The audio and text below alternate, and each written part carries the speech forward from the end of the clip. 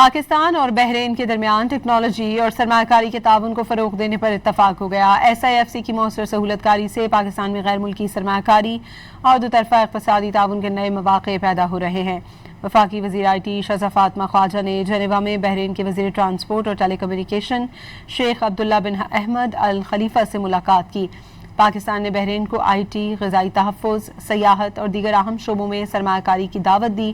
وفاقی وزیر نے بحرین کے وزیر کو پاکستان میں سرمایہ کاری کے مواقع اور SIFC کی سہولت کاری سے آگاہ کیا۔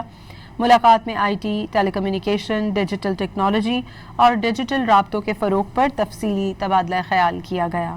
پاکستان اور بحرین کے درمیان ٹیکنالوجی اور سرمایہ کاری کے تعاون کو فروغ دینے پر اتفاق ہو گیا۔ SIFC کی مؤثر سہولت کاری سے پاکستان میں غیر ملکی سرمایہ کاری اور دوطرفہ اقتصادی تعاون کے نئے مواقع پیدا ہو رہے ہیں۔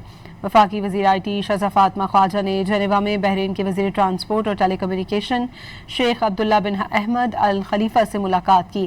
پاکستان نے بحرین کو IT، غذائی تحفظ، سیاحت اور دیگر اہم شعبوں میں سرمایہ کاری کی دعوت دی۔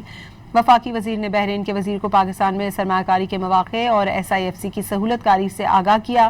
ملاقات میں IT، telecommunication, digital technology اور ڈیجیٹل رابطوں کے فروغ پر تفصیلی تبادلہ خیال کیا گیا۔